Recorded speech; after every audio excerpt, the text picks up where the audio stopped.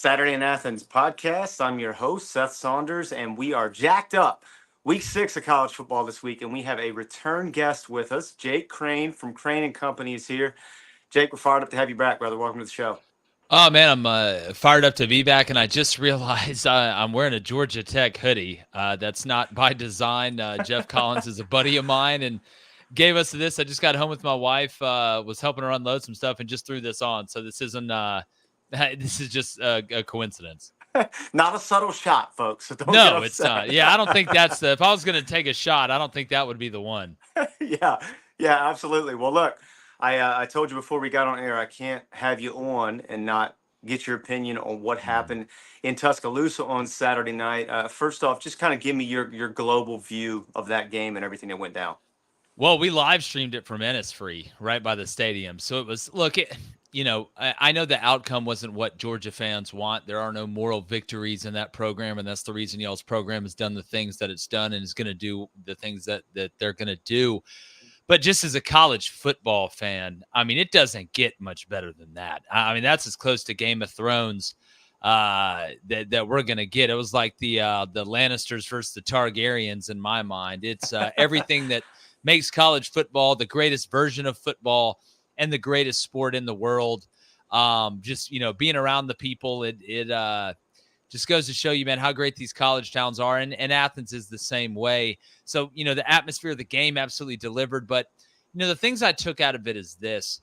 First off, on Alabama's side, it's a different type of mental toughness to be able to get a big lead and then dominate, put your foot on the throat, and go ahead and kill the enemy.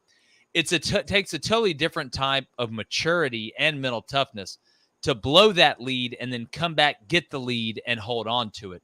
So I think you found out about the maturity of the Alabama team that Kalen DeBoer inherited and his ability to not have that change and do it his way, but let the guys be the guys. So on the Alabama part, you got to give them credit for doing that. But I tell you, on the Georgia side, Carson Beck replaced Stetson Bennett. I'm not telling you guys anything you don't know. And Stetson was such a gamer. And he was a guy that the moment was, he was a little guy, but he was always huge in the moment. Excuse me. I'm surprised I still have my voice after last Saturday doing that game in Innisfree. But he was a guy that embraced the big moment. He probably thought he'd never have an opportunity to do that. He wasn't some highly rated recruit, like Carson Beck was. He wasn't, always looked at as an elite guy. He earned it and was kind of old school in the way he did it. And that's a big mantle for Carson Beck to take over. And last year, with Brock and with Ladd, Carson did some really good things. He had a lot of help up front, especially at center, to help him with protections. I talked with him about that at SEC Media Day. But this is the first year it was really his team. And Georgia against Clemson, the dam finally broke on Clemson defensively. Y'all were able to run away. But y'all really hadn't had a chance to be explosive offensively or shown the capability to do that. And the odds of going methodically down the field 8, 9, 10, 11, 12 play drives and scoring against the Alabamas, the Tennessees, right, the Ole Misses, the Texases, it's going to be tough, even if you are Georgia. So you look at the first half of that game, and you're getting dominated in every facet, not because of anything fluke. You're just getting dominated, and Alabama looks like the superior team. You go into halftime, you try and regroup. You come out in the second half, and you have a horrible first drive. And then it just clicks. And I think you saw Carson become what I think he's going to be down the stretch for y'all. Now, there's a couple things schematically we can get into and from a pace standpoint that I think can help. But if you're a Georgia fan, all the worries that you had in the beginning of that game, and maybe even going into this game, and we saw it in the chat, we had some Georgia fans that are like, bench this guy, bench this guy. You saw a guy take control and start to write his own story, and I think it's going to help down the road and start to control his own destiny.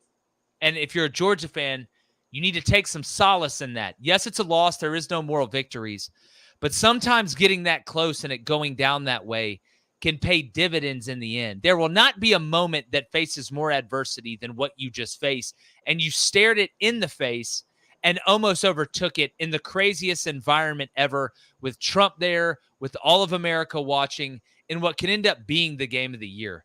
So you have to take that from it.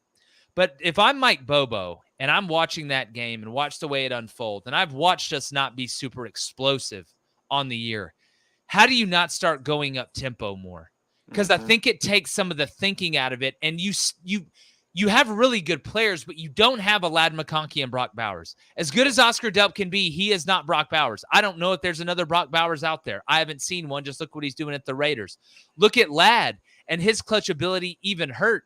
Dominic Lovett's a nice player. I think he can come on and figure it out. Dylan Bell made some plays, but I think y'all's biggest advantage is when you push the pace, and I think it takes some of the thinking out of it for Carson too.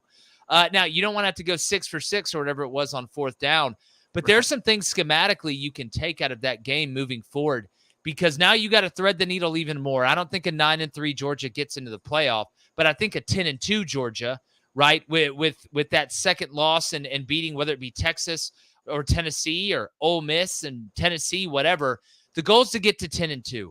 So you got to thread the needle now more. I know you want to win every game. Y'all are used to basically winning every game. But if this team can make it to the playoff and keep growing and keep finding answers to the questions offensively and defensively, right? Because there were some adjustments that Kirby and them and Glenn made. The rushing 3, spying 2, kind of put Jalen in a bind. This Georgia team can really do some damage. But I think even though y'all didn't win the game, that second half going the way it did and y'all coming back is going to pay dividends down the stretch in my eyes. You touched on a couple important things that we've had questions about and wondered ourselves. First one, I'm so glad you bring up the center position, because in our eyes, SVP's absence is something that has not been talked about a lot. And I think a lot of it is people thought, from a talent perspective, Jared Wilson can step right in. It's going to be just fine. And that may be true, but I think SVP's intangibles, his ability to be the quarterback of that offensive line and to assist, I think even in some checks with Carson, was so invaluable. And so I think that transition has been less talked about than it probably should have been. Yeah. And so I think that's an interesting thing to watch as things progress and how they, kind of come into themselves. And then the Ladd and Brock thing is a great point, because, and given the week that it is this week with Georgia playing Auburn, I thought Carson really found himself last year on the Plains. Yeah. And really a lot of that, though, was just going, hey, look, I've got a generational player in 19, and I'm just going to find you and find you and find you. And I think it gave him some confidence to say, hey, look, if I can get it to 84 and 19, it'll be all right, And so it's such a big safety blanket to have when you have two guys like that. And maybe that's not the case now. But to your point, I do think some of the benefit of the second half is maybe now he goes, hey, I got some guys. I got some guys that I can rely on, whether that's Lawson Lucky emergent, whether that is Dominic Lovett being featured more and kind of being the go-to guy that I think they want him to be, whether that's Colby Young having a bigger role, whatever the case may be. But I think those are both excellent points. I want to ask this, and you touched on it a little bit, but I'm going to be very, very frank with you. I was very, very concerned about Carson, notably in the second quarter, because, and you tell me if I'm wrong on this, but it looked like he was in full Rube Baker zone. I mean, he had the yips, man. And all he was seeing was Alabama jerseys. I mean, and so that's one of those things where it can go a couple ways. You can either get past it or you're just locked up. And it did.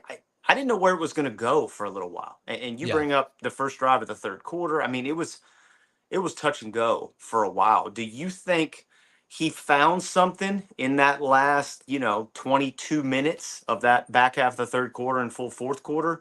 Or are there still things that you saw that give you some concerns long term? Look, Drake has a quote in one of his songs that he says, it's real when you are who you thought you were. And Carson, like you brought up and like I was talking about, and you need pieces around you. Like this isn't baseball. You can't go out there and just throw a 9-inning perfect game and win the game most of the time. It's the ultimate team sport. This isn't basketball where you can go out there and have Jokic dominate and get a crazy triple-double and win the game by themselves. You need help around you. But last year, it was Ladd and it was Brock were the playmakers. It was Carson's job to just get them the ball. He didn't have to be the guy. He didn't have to they could get open. And he could make open throws to him. And when he had to, every now and then, he could thread the needle. This year, it's Carson's got to elevate everybody else's play, right? He's got to be the one that does it. And against Clemson, he did some good things, but the dam just broke in the second half in the run game, and it wasn't him having to make incredible throws. He had to throw his way out of what y'all had in Tuscaloosa. He had to elevate his play to make everybody better around him. He had to be the hero. And sometimes when it's the darkest, it's like when Batman fell in the cave. Like sometimes when it's the darkest is the moment before you see the light. And I think he may have had to struggle like that, to be nervous like that. Because it's one thing to miss. It's another thing to miss the way he was missing. Yeah. He wasn't just missing low. He was missing low and wide. And he was throwing off his back foot and he looked uncomfortable. But the minute y'all started going up tempo, it was like he stopped thinking and he just started doing. And he got more and more confident. Not only that, whether it's Lucky, whether it's Dylan Bell, you can make all these big plays against Tennessee State or Tennessee Tech, and that's great. But until you make a big play like that in a big game and you finally say, all right, I can do this in this moment, that's when that real confidence, that confidence that you don't talk about in the media or you don't talk about with everybody else, but when you lay your head down on the pillow at night or you're about to run out of that tunnel, you understand what you're about to do to him. You're not questioning, can I do this? Hope is not a plan. You go out there and you do it, and you know you are the plan, and you can control it. So I think whether it's Carson, whether it's a couple other guys, Georgia found something inside of themselves that maybe they had to rely on SVP at center to set the protections for Carson so he didn't have to worry about it, or knowing that Ladd McConkey was going to get open and make the catch, or Brock Bowers was going to make the catch, break 2 tackles, or find a way to get it done. Now it's your turn to get it done. And up until this point, in big moments, they haven't really had to do it. And in the darkest moment, at the scariest moment, when everybody was doubting him, when everybody said, maybe this guy isn't the guy we thought he was, maybe he shouldn't have the Jet NIL situation, maybe he shouldn't be riding a Lambo around campus and dating one of the Cavender twins, Carson Beck looked him right in the eyes and said, no, you know it's real when you are who you thought you were. That's why when you saw him do it once, he did it again, and he did it again, and he did it again. And it wasn't just throwing the lollipop vertical and letting the guy go get it. It was on 4th down, fitting that slant in there because, damn it, if I got to throw the fastball to strike you out and you know it's coming and I know it's coming and God knows it's coming, nobody's going to be able to stop it because I don't want you to be able to stop it. And that's a confidence that you don't get in practice. That's got to happen during the game. And again, I understand Georgia lost. I get that. And that's not acceptable at Georgia. But if you can get a lesson out of it, it's really not a loss, and you still got time and you still got a schedule that you can make up for it. So if I'm a Georgia fan, I'm upset, but I'm not hanging my head walking around thinking maybe we aren't this. Like maybe it won't be that good again. I tell you, man, I was so impressed just watching it. And look, I'm from Auburn, Alabama, man. Like I call it like I see it. Nobody sends me money. I grew up hating Georgia and hating Alabama. I don't now because I was in the business for so long. Not saying I don't want Auburn to do good, but real recognize real. And I was just so impressed by both sides at the mental fortitude of both these teams. It just goes to show you, man, that's Game of Thrones, dog. Like that's it. It doesn't get much better than that. And if I'm a Georgia fan, I'm ready for this week, and I know the players are. I know they're ready to get back and get going, and I'm excited to see where they go from here. I mean, it feels almost irresponsible to not ask you to talk about Ryan Williams. I mean, through the first quarter of the season, I mean, he just looks, he's just transcendent. I don't know any other way to put it. And we had said on our show leading into the game Saturday night that if you're sitting in those defensive meeting rooms, you got to be saying, look, no matter what happens, 2 can't beat us. We got to figure out a way where 2 can't beat us. Well, guess what? He beat you. And there's just certain guys that are like that. I mean, Brock was like that. And so when you see something like that, you just kind of, I don't know, man, you just go, this is something different. And that kid is different. Yeah. And look, everybody's like, yeah, he's 17 years old. He's 17 years old. And that's crazy to think about. But this is the craziest thing.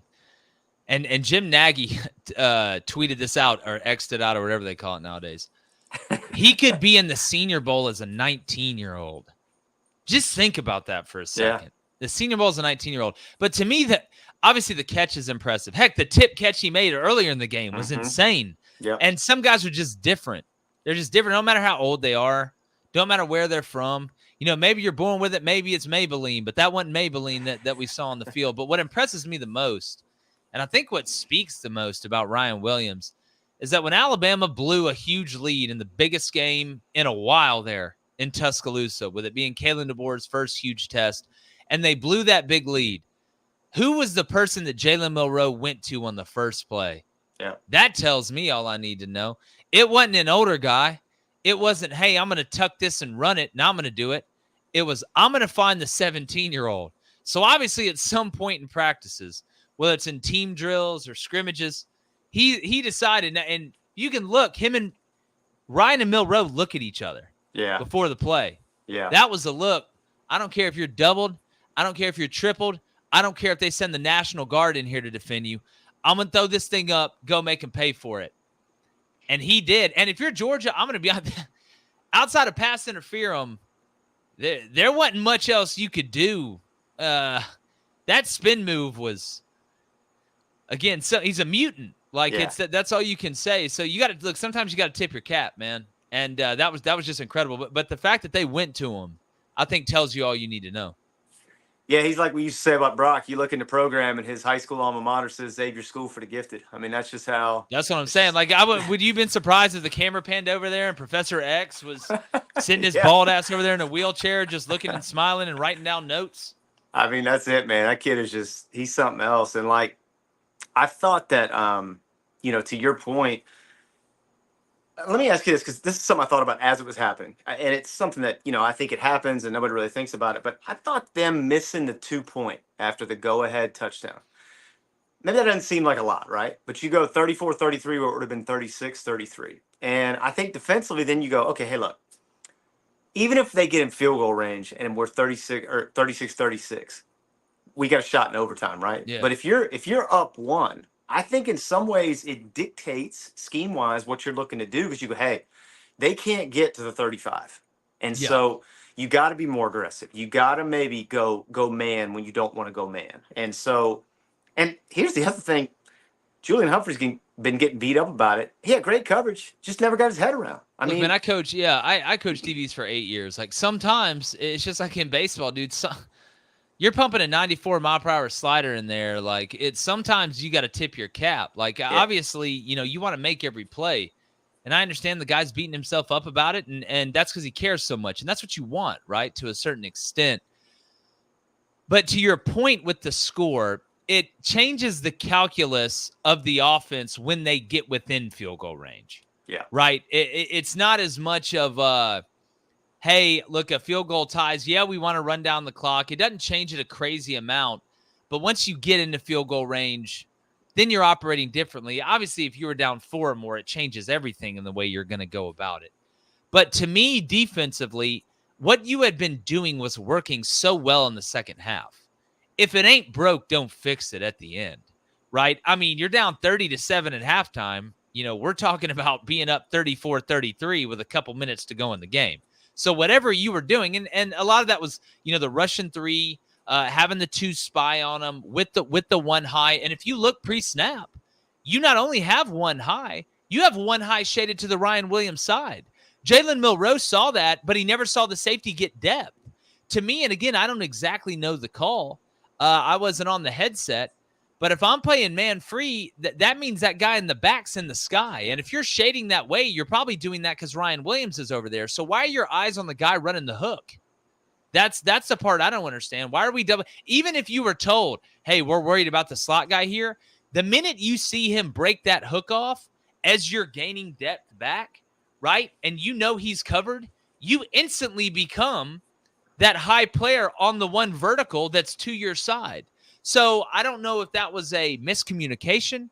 I don't know if that was a lack of eye discipline or depth discipline or alignment discipline by the safety, but there should have been 2 guys over there, at least the way they were lined up pre-snap. And I don't think when you've been talking about stopping Ryan Williams all week, in that moment, you're going to shade the guy at the slot if you are doubling, if it truly is man free. So I think that there was a slip up there. And if you're the corner and you're thinking you're having help, you're going to play a little bit underneath that because you have help over the top. That's how you're taught to play it. So if it's underthrown, you can catch it without pass interfering, knowing you got help. And you can be more aggressive on if it's a comeback or if he breaks it off or if it's a back shoulder, right? Because you got high side and low side. So again, I wasn't there to hear the call, but I think there was a mess up there somewhere. Did we ever get confirmation if the Kill Everybody Eye Black was an Alvin Mack tribute, or did we get the full story on Look, I that? love it. I love it. I hope it was, man, because if it was a little Eagle Zipper Hero tribute there for Alvin Mack, I'm all about it, Dude, baby. I absolutely love it. No prisoners. We're killing them all. Yeah, I loved it. He got some flack about it, and I was like, no way, man, this is incredible. Man, come on. This is football, dude. If you want to go be in the on the cheerleading team. Yeah, I loved it, man. That kid is, look, I don't care if you're a fan of Alabama, not a fan of Alabama. If you don't turn on their games to watch him play, something's wrong with you. He's And that dude. You know, they let's talk also about say, like Bolitnikov doing things like that. Like, yeah, look, say what you want. I'm sure Bolitnikov was good, but I'll take Ryan Williams. yeah, and it would feel also irresponsible not to talk about how superb Jalen Milroe was to start that football game. I mean, just athlete, like did everything you wanted to do, and that throw, that throw on the wheel when they had CJ beat by a step in coverage was masterpiece. I mean, I don't know that there's been a better throw in college football this year. Well, that's what made Georgia's defense in the second half so impressive because Alabama didn't take their foot off the gas. I mean, Georgia just kind of found something a little bit. But if Jalen Milroe, you know, the question, I had two questions coming into this game. One, could Jalen Milroe continue to be a good intermediate passer and short game passer and not just be an outfielder? And I know I'm using all these baseball analogies, but I think it makes sense to most of the people out there. And yeah, we knew he could throw the deep ball. He could throw it from left field to home. But the question was, could he throw it from short to first? Consistently, right? And typically, if you miss long on a deep ball, it's incomplete. You miss high or you miss wide on a throw over the middle, whether it be a dig, whether it be an over, whether it be a square in. A lot of times it's picked, right? Because the safety's sitting right there. Jalen Milroe, the first question I had, he answered in spades. I mean, he's basically pitching a perfect game almost until halftime. And I still think the interception, he threw that ball a little bit behind because there's pressure in front of the guy. I don't think it was that awful of a throw, and he'd tell you probably should have caught it. So he proved that. And if he's doing that, I mean, good luck. Like, there's not a lot of great answers out there. But the second question I had was, is he mature enough to say, you know what, in this big game, I don't have to prove to everybody that I'm this NFL pocket passer. I'm going to make the right decision. If that's take off and get 4, if that's take off and score, if that's hang in there and let it fly, that's what I'm going to do. But him not going out there and saying, you know what, I'm going to go prove to everybody that I can sit in the pocket and throw the ball and I'm just as good of a passer as any of these other guys. He didn't do that. He made the best decision during the play. And I think that shows you the maturation level of this guy going forward. And that's what being a leader is. A leader isn't, I'm going to go out there and be an individual and show everybody. It's, I'm going to make the best decision for my team in this situation. And I think he showed that and answered that in spades. I want to pivot and talk to you about some programs that aren't Alabama and aren't Georgia, aren't the top of the heap, but for me have been some of the more compelling storylines in the young season. So I'm going to throw 3 schools at you, and I want you to tell me the one that is the most interesting to you and the one that you think is most likely to crash this first year of the 12-team college football playoff, okay? The Running Rebels from UNLV, Boise State, and the prodigy that is Ashton Jeanty, and the JMU Dukes. Tell me about those 3 schools. Well, I would say that the most interesting to me is obviously UNLV after everything that's gone on with Sluka leaving and then being able to answer and bring in the backup quarterback. And you know, if anybody was questioning if the culture was good at UNLV, just look what they did to Fresno State, who played Michigan pretty tight for 4 quarters after your quarterback, for, you know, good, bad, or indifferent, quit on you. To me, that kind of shows me who was in the right and who was in the wrong. But again, I wasn't in there, so I don't want to make too much of an assumption. And I love Brennan Marion as the offensive coordinator. You know, he runs that go-go offense, but just like every great OC, he wants to be able to run the ball. And that's what UNLV does. I do think they're going to lose to Syracuse this weekend, though. I can't believe that spreads at 6.5. I'd buy it up to plus 7.5 or take Syracuse on the money line. The team that I think has the best chance to crash the party is Boise State. Because I do think there's a pretty good chance they run the table. And if your only loss is to Oregon, there's a good shot outside of another group of 5 team going undefeated, which I think Army could. I think Army could beat Notre Dame later in the year. But that's not who you asked me about. And Ashton Jeanty's, him and Monungai from Rutgers are the 2 best running backs in the country, in my opinion. If you don't know who Monungai is from Rutgers, he's a better version of Pacheco. Just remember I said that. You'll see him in the league. Hell, Rutgers may end up being 7-0 before they play Ohio State, I think. So, or not Ohio State, play their first big game. Even though they got at Nebraska this weekend. But what Ashton Jeanty does, it's one thing to be a bruiser. It's another thing to be, kind of a lightning strike guy. It's another thing to be a mix of both. And it's another thing to be elite at both. And his ability to not only, break tackles, roll his hips through contact is incredible. His breakaway speed, his lateral speed is incredible. But what separates him is his vision. He's got alien vision. He watches the third level and feels the first two levels, right? Running backs are always taught, you make the safety miss, you score. They always want to get to the safety because if I beat the safety outside of a blitz, there's nobody else behind him, hence the name of the position, the safety. So he can watch the safety while maneuvering the defense, the line of scrimmage, and the second level with the linebackers. And when you can do that, and you're not having to watch level by level, or you're not having to look at the second level and feel the first level, you're actually looking at the third level, feeling the second and first level, it's cheating. It's cheating. Like it's freshman difficulty in the video game. And so the ability is one thing. The vision is a total different thing. And if you watch with him, people always say, oh, well, this guy always breaks a tackle. How many times do you ever see this guy, A, get knocked backwards, or B, take a loss? Like, even if nothing is there, like you should just go down. He finds a way to get 3 yards. And what that does for this offense is you're always on schedule. Yeah. And you can operate. And since he's the focal point, it opens everything else up. Oh, and he can catch the ball out of the backfield. Oh, and he can pass protect. So he's incredibly special because he literally is here's another baseball term for you, a 5-tool guy. He's a 5-tool guy with alien vision.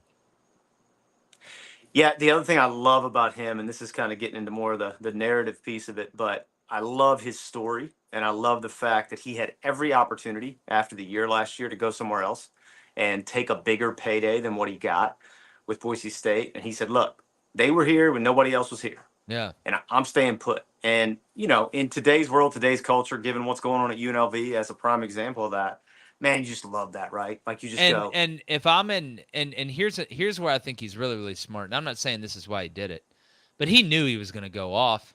He knows he's going to be one of the top running backs taken, if not the top running back. But you know what, NFL scouts, if there's any question about do we take him or do we take this guy or do we take that guy, it's kind of like on draft day when they tried to find out how many people showed up to Bo Callahan's birthday party. When you look at the scouting report and all these NFL guys are talking about how NIL has kind of changed the ego of some of these guys and changed kind of the makeup, I guess, of a draft prospect.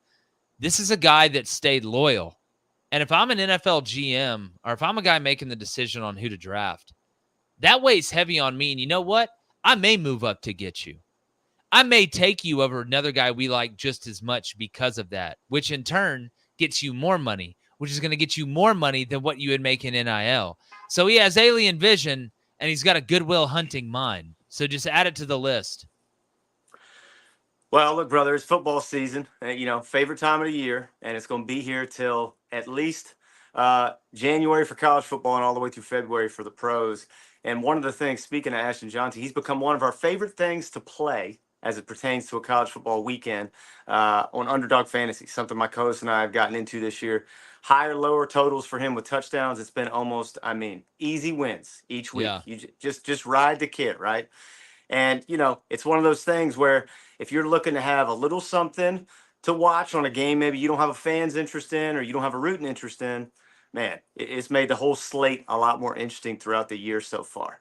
Making picks on Underdog is straightforward and signing up is even easier. Just head over to Underdog's simple to use mobile app or underdogfantasy.com. Sign up with promo code SAP. Just head over to Underdog's. If you do that, you sign up with the code SAP. Underdog will give you a free pick to use on your first cash pick'em entry plus up to $1,000 in bonus cash when you deposit. That's Underdog Fantasy, promo code SAP to claim your new customer special of a free pick and your deposit offer. Must be 18 or older unless you live in Massachusetts or Arizona. Then you must be 21 or older. If you are in Alabama or in Nebraska, it's 19 or older. You must be present in the state where Underdog Fantasy operates. Terms apply. This is void in Colorado. Concerned with your play? Call 1-800-GAMBLER or visit www.ncpgambling.org. If you're in Arizona, call 1-800-NEXT Next Step, 1-800-639-8783, or text Next Step to 53342. If you're in New York, call the 24/7 Hope line at 1-877-8-HOPE-NEW YORK, or text HOPE New York at 467-369. You brought up Army earlier, Jake. I'm so glad you did, because what if we end up living in a world where the battle for the Commander-in-Chief's trophy the last week of the season is a battle of undefeateds? I mean, we could be there. That means Notre Dame went down in flames because they play Navy and Army. But out of both of those, Navy and Army, both who I believe are still undefeated, it's funny because they run the triple option, but it's kind of a new school version of it, which I always laugh because I hope everybody realizes the RPO is the version of the triple option with a pass from the shotgun. Mm-hmm. And that's all it really is. So we're like, Army is doing this new version of the triple option where they're throwing it. Yeah, they're just doing it from under center. Like what's the difference is, like, the zone read is the dive read, right? And now you have the ability to throw it. So they're really just doing their version of the RPO from under center, but everybody's really been running the triple option from the shotgun with a pass attached to it. But when it comes down to personnel, when you look, all these guys have been together for a while, right? Like this is a group that has been together for 3-4 years now. Yeah. And I like their quarterback. Out of all the quarterbacks, I think he has the most ability between them and Navy. And you look at their schedule, I mean, there's a good chance they don't lose a game, and that Notre Dame game is what it's going to come down to. So that would be amazing. If either one of them go undefeated, they got to be in. You got to put them in. Memphis has a loss. Boise has a loss. If UNLV goes undefeated, they'll probably be in. But like I said, I think they go down to Syracuse. So I think it'd be amazing. Speaking of some undefeateds, I asked you earlier about JMU. Kurt Cignetti left Harrisonburg in the offseason, went to Indiana. Indiana, one of the gigantic surprises of the young season, 5-0, going to face Northwestern this weekend. What are your thoughts on the Hoosiers? I keep telling all these Florida fans, you know, if Lane Kiffin doesn't work out, and if anybody tells you that they know what Lane Kiffin's going to do, that's a big assumption. Because I think Lane's one of those guys. Only he really knows what he's going to do, and he's not really going to tell anybody. Kind of like Harbaugh, it's tough to guess what they're going to do. But if they miss on Lane, you know, Florida needs a guy with some swag. Like, Florida doesn't need the humble, behind-the-scenes guy who was, you know, a janitor for 8 years and stumbled into a film room, and he just, you know, and not saying you don't want a good person or like it's bad to walk old ladies across the street, but they need a guy with some swag. And like Cignetti's kind of got that goofy swag. But, I mean, Mullen kind of had that goofy swag. I think Urban kind of had a little bit of that goofy swag.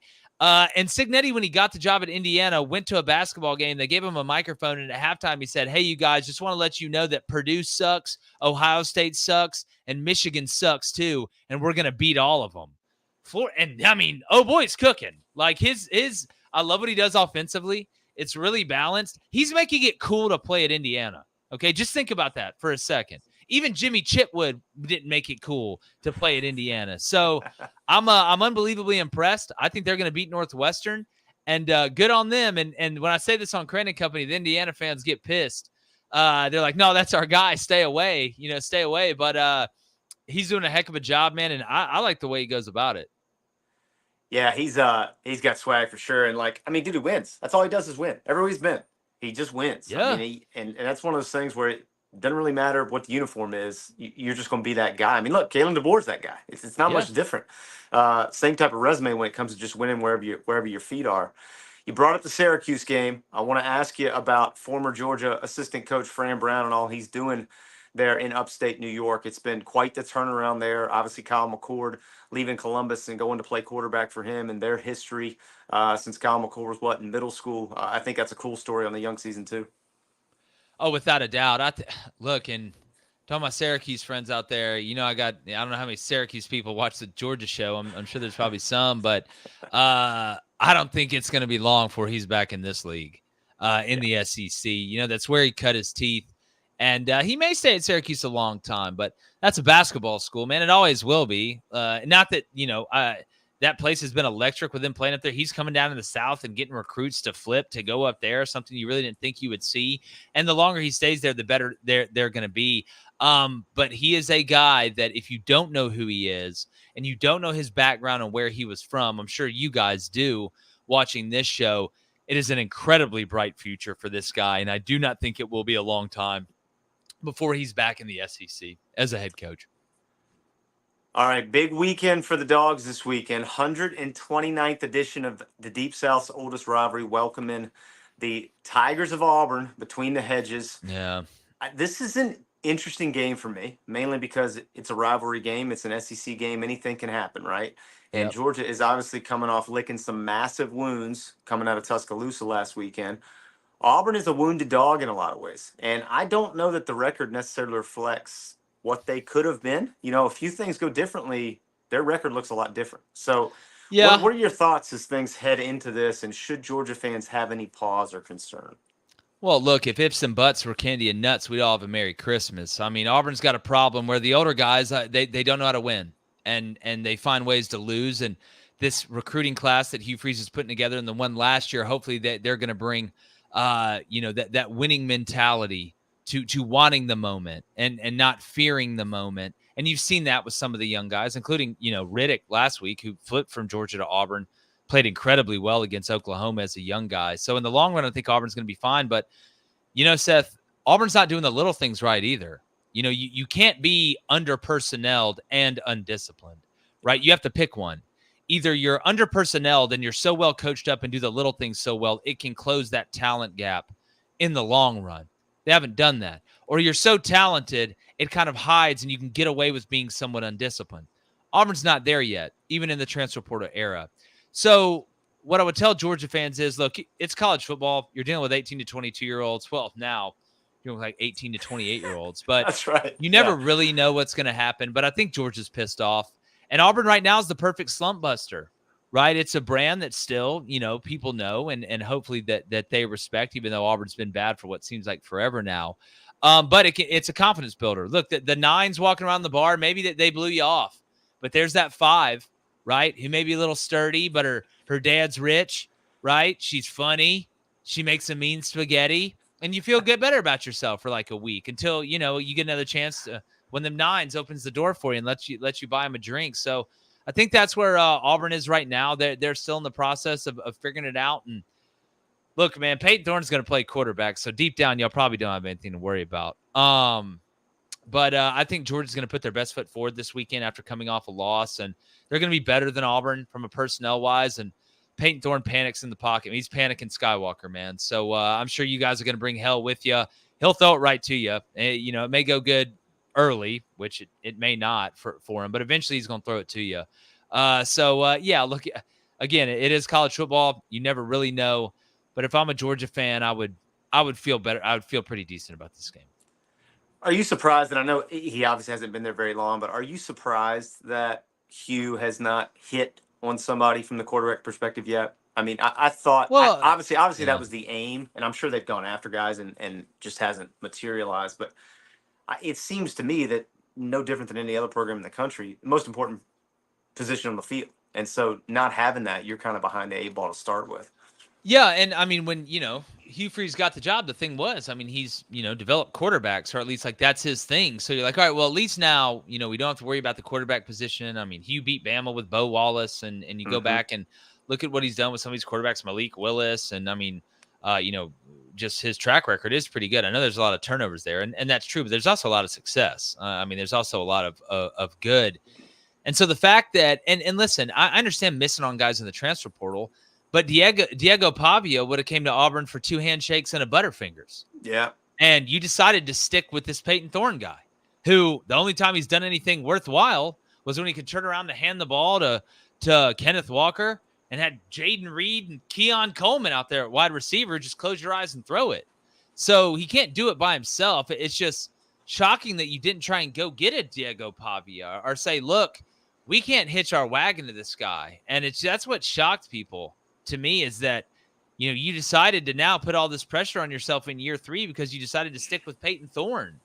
And I mean, nobody's super shocked that he blows it, because that's what he's done. Like, you show me who you are enough, I'm going to believe you. And I'm sure he's a great guy. They talk about how good he is in practice and how good of a leader he is. But like, dude, this is about winning and losing on Saturdays during the season. Like, spare me the other stuff. I mean, it's make the plays. Like, the best way to put it is, I had an Auburn fan when I posted just jokingly after the Oklahoma game. Like, I'm starting to think like Peyton Thorne was a plant, like by Auburn's rivals. Like, because there's no way you could blow it in so many different ways, including playing great for most of the game and then throwing it making an awful decision when they bluffed a blitz and used drop coverage, which they did earlier in the game. You almost do the exact same interception, but he makes his mind up where he's going to throw the ball before the play. That's his problem.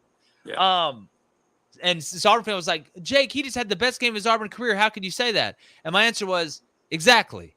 The best game of your career, you threw a pick six to blow it in the fourth quarter and lost. That's the greatest way to explain it I ever could. So, yeah, that and again, the undisciplined stuff, right? Yeah. It's one thing to just be – if I could look out there and be like, man, Auburn just doesn't have the cats, but, bro, we are disciplined. Like, godly, we are coached up. Auburn is not disciplined. What's that saying in Animal House? Fat and stupid's a bad way to go through life. That's just how it feels Auburn is right now. And it's winning fentanyl. If you're unathletic and undisciplined, you have no way to win. Even if you catch the breaks and fluke them for 3 quarters, it's going to catch you. And it caught him. So, compelling matchup in College Station this weekend. Mizzou and Texas A&M facing off. I am surprised at how Mizzou has been this year thus far. I thought they were going to be a lot more of a wagon than they have shown thus far this year, especially given what they had coming back with Brady Cook and with what they had outside. And look, man, there's nobody I think is more dynamic in college football than Luther Burden. And so what do you expect to see from them on Saturday? What do you expect to see from the Texas A&M team on Saturday in that ballgame?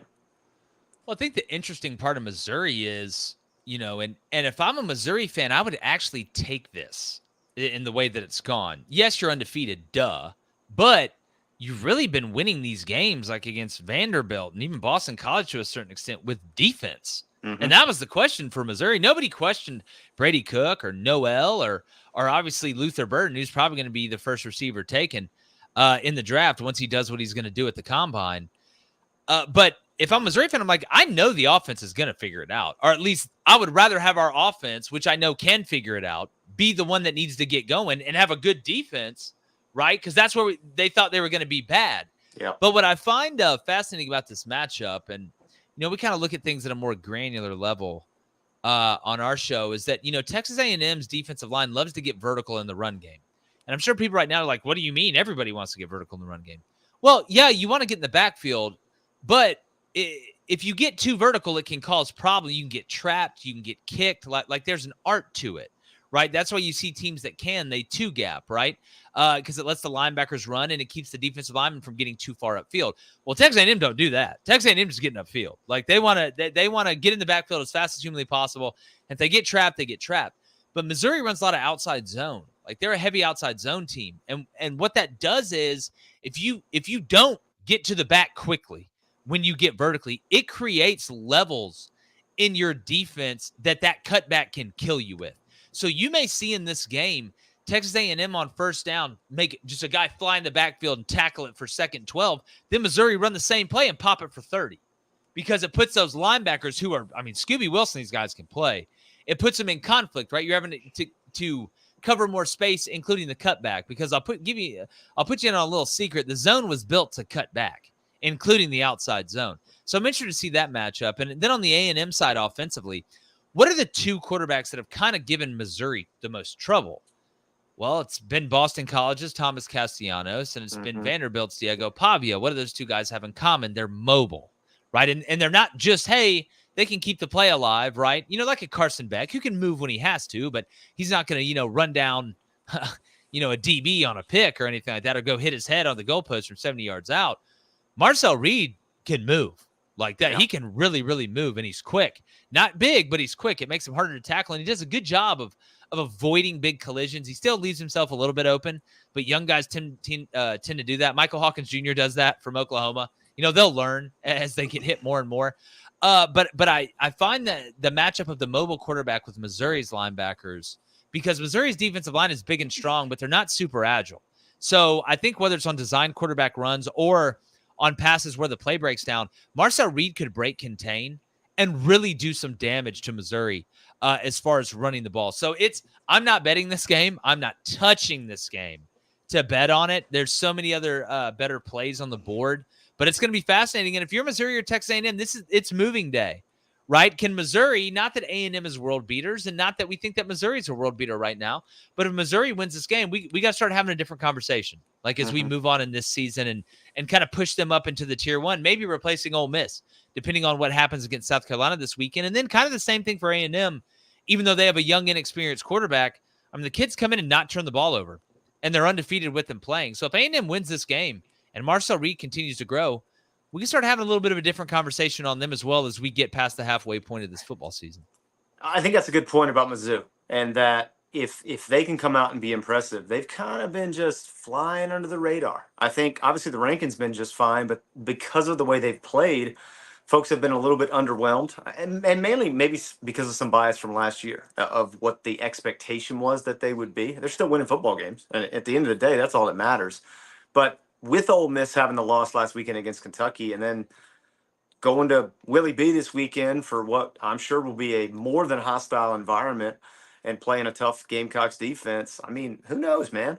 Who maybe they become that team that slides in there since Ole Miss has created a little bit a wiggle and vacancy where everybody kind of thought through the first 4 games, hey man, Ole Miss is gonna be there. They're gonna be one of those teams. And so week to week, brother, college football it never disappoints, man. Amazing, like, man. Who had Mark Stoops and the Wildcats going to Oxford and taking that one down? It's what makes betting parlays so damn hard. Yeah. That's what it is, but it's awesome. What do you think about that Ole Miss team? I mean, do you think the Kentucky thing was a blip, or do you think they get right this week and get rolling? I'm not ready to quit on Ole Miss just yet. Obviously, if they lose this weekend, then you got to start using the word fraudulent, right? I think you realize, not that South Carolina is this awful team, but it was because a lot of people, including myself, had high expectations for Ole Miss, which is why it was. Before I even say that, you got to give Kentucky their flowers. I mean, they 100%. bounced back after a tough loss against Georgia. Mucked the game up, just grinded. They got 3 NFL, probably top 100 guys in that front 7. Like Oxendine, those guys can really, y'all know that. Y'all played against them. But that game had to go a certain way. But having said that, it felt to me like Ole Miss, they looked fed. They didn't look hungry.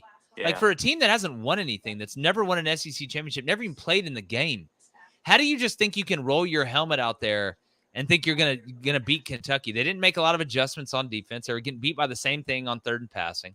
Offensively, the offensive line was just getting bulldozed. Jackson Dart never got in a rhythm, and when he did, he wasn't able to deliver in the biggest moments. And Kentucky made the plays at the end. They made those 3 to 5 plays you have to make to win the game, and then obviously Ole Miss misses the field goal. But I'll say this: sometimes going on the road is the best thing. It narrows your focus. You realize you're going into hostile territory. Your preparation's even better because you realize you have to play even cleaner. So the tale will be told this weekend with Ole Miss. And if I think they go and they beat South Carolina and they look good, you can keep them in the conversation of a team that can still make it to Atlanta. But I was just so disappointed in how unprepared they were. And maybe Lane Kiffin should stop talking about other teams in his press conferences during the week and just worry about his team beating Kentucky. I want to close with you like this, Jake. If we are looking at this and Georgia fans are wanting to hear this, what is one thing that they should feel good about, that they feel like they can hang their hat on for the rest of the season? And what is one thing that should concern them as they close out this gauntlet of a year where they still have visits to Texas, visits to the Grove, visits to Athens from Tennessee? Tough road ahead for the Bulldogs. Well, I think the thing that you can take out of it so far is that you stared the lion in the face and you didn't blink. Now you lost the game, but you have fighters. Like you have fighters. You got guys that can make the plays. You got the guys that can make the plays. So again, like I said in the beginning, I would take solace in the fact that it was as dark. I don't think Georgia will ever get beat like that at the beginning of the game for the rest of the year. I would be shocked if we saw that. Not saying I don't think they're going to go undefeated for the rest of the year, but I don't think they're going to be down 30-7 at halftime or down 28-0 and get pushed around like they're not any good. But the fact that you were able to, at your darkest moment, find your brightest light in Carson Beck, speaks to the character of this team and the belief that they have in each other. And that is something that is not attained during fall camp. That is built in winter workouts, through spring, through summer conditioning, and then into fall camp. And they have it. The thing that I would be worried about is I still don't think you guys on the defensive line, and I know Mikhail hasn't been healthy and he, can play up, play down, whatever. I don't think you have that elite guy defensively that can take over the game by himself. It's got to be truly a team effort defensively. And you may have to catch, which most teams do have to catch a couple breaks. I don't think you have the best roster in college football. So when you do that, the margin for error is smaller, right? You got one of the best, but I don't think this is as elite of a team as what we've seen in the past. I think Georgia fans knew that coming in. So I'm not telling you anything you don't know. So that's what I'd say, Seth. I think that is a fantastic answer, especially the D-line piece of it, because we have talked a bunch about, they don't have a field tilter is kind of where it sits. Well, Seth, look, I'll give you a great example. Like it's so hard to just recreate the elite player over and over again. You can have elite players, but look at Clemson and quarterbacks. Yeah. Right. You go Taj Boyd, really good. Deshaun Watson, incredible. Trevor Lawrence, incredible. This will never end. DJU. Mm-hmm. Like it's so hard to sustain having we got Jordan Davis. Now we got Jalen Carter. Now we got, so it's like you'll get another one eventually, but the odds of having that every single year and being able to replace that is, even the way Kirby recruits and how great Georgia is great of a place Georgia is to play, it's just not going to happen. Yeah, I think and to that point, it's almost all three levels. And look, I'm not saying that Malachi doesn't have the potential to be that. Oh, Malachi's your guy. Like, yeah. Malachi's that to me. And again, y'all got a couple linebackers I think are really special. Make no mistake, I'm not saying Georgia has bad players. No. Y'all have really, and I know you're not either. Y'all have really good players. But what Jalen Carter could do, mm-hmm. and even what Jordan could do, right, with his size and ability to move, that's just, there's not always a guy walking out there that can do that, walking around that you're just like, all right, come on. Yeah, man, and I think too, and this was obviously evident on Saturday, a guy who probably doesn't get as much shine as he should have when he was wearing a Georgia uniform, and he's sure showing it in Houston now. Dude, Kamari Lassiter took half the field away. Dog. And you don't have a guy like that now to go say, hey, look, you go take care of number 2, and we'll worry about everybody else. I mean, that's a big deal. Oh, it is. Yeah. I mean, you're eliminating pawns off the board. The less I have to worry about, the more guys I can, it's like an army. Well, heck, if I know, y'all can take care of this, well, now we can do some weird stuff with everybody else. Or maybe I can make up for a deficiency because I'm so efficient here. It's just it's where you have to funnel resources. That's what it comes down to. I'm going to throw a name at you, and I know it's one you know, and I know it's one you've seen, but I'm interested to see how he progresses over the year and what he is by December 1st, and that's Jalen Walker.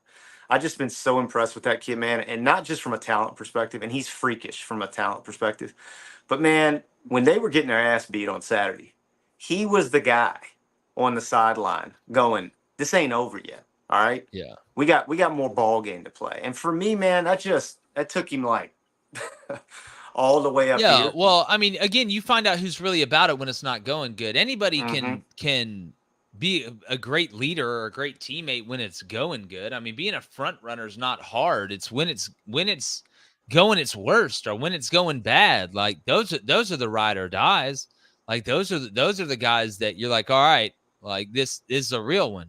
It's like that in real life too. I mean, it's and there's times and with me and my wife, thank goodness there's been a lot of better times than not. But, when it's not going good, or maybe you're arguing or something like that, it's, you got to be able to say, look, I love you guys, or I love you, honey. And I'm going to do whatever it takes to try and make this right, or everything in my power to turn this thing around.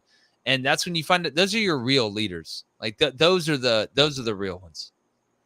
Yeah, man. I just was beyond impressed with him, man. I thought he anchored him and buoyed him and kind of got him rolling. I Yeah, saw him talking to Carson a couple times, like, look, man, you still got to eat. Like, this thing ain't yeah, over yet. And for so, sure. man, yeah, he's gonna be awesome. You pair that with the talent that kid has, he's gonna be through the roof. Well, look, Jake, man, we always appreciate having you on the show. It's always great. Please tell our listeners how they can support y'all, how they can follow y'all, where they can find you. Yeah, man. If you haven't watched, appreciate you having me too, Seth. Really enjoy what you guys do. It's Crain and Company. You can find it on YouTube, Crain and Company. You can find it Apple Podcasts, Spotify, just anywhere, Roku. It's I'm not smart enough to know all the places it's on. I just show up and talk football. So yeah, come hang out with us 2 to 3:30 p.m. Central. So I guess that'd be 3 to 4:30 p.m. Eastern. Sorry again, I only know 4 things and they all start with F. We have live calls and a live chat. And if you can't catch it live, it's on demand. If you like this show, you're probably gonna like ours. Look, if y'all aren't watching Jake and the boys every day, something's going on because they're doing it I right, appreciate man. it, man. I They've appreciate it. been doing it right for a while. And look, if y'all going to keep the watch party train rolling, come on to the Classic City We got for the Tennessee to, game. dude. We got to. We're trying to set it all up. It went so good in Tuscaloosa. Like I think we got one plan to go to Knoxville. We need to get out there to Athens, man. I'll Come tell you on. something crazy. I was I was born in Lee County, Alabama, right there in East Alabama on the border. I have never been to Athens. Shut up. Never been. All right. I'm putting it out right here in public. You got All open right. invitation. You and the boys want to come. I'll call everybody. I know we pull out all the stops. Look, you don't tempt me with a good time. I'll show up, but appreciate you having me, brother. And I tell you what, it's you got a lot to be proud of. Y'all got a lot to be proud of. I know, again, moral victories aren't a thing that's in y'all's DNA, and that's good. But that doesn't mean that you don't hold your head held high after that, because y'all fought y'all's guts out, man. Sometimes you're gonna lay your guts out on the line, and it's not going to go the way you want it, but the next week you got to line up and go lay your guts out in the line again, and I know y'all will this week. Yeah, man, we're looking forward to it, brother. It's this is the beauty of a college football season. You never know what's going to happen. It's always growing and learning, and so I'm fired up to kind of see what this group will become because they're all different. And man, another opportunity to let it rip on Saturday. So, and one of my favorite rivalries too, because what brought me to the Church of Georgia fandom was Odell Thurman taking it back 99 yards against Jason Campbell back in '03. So, Oh, I remember that one. God, thank yeah, God for '04. '03 yeah, was a nightmare. yeah, man. Well, look, Jake, it's always good to hang out with you, brother, and you're welcome anytime, man. Seth, I appreciate you, buddy. Y'all keep doing a great job, man. I appreciate it.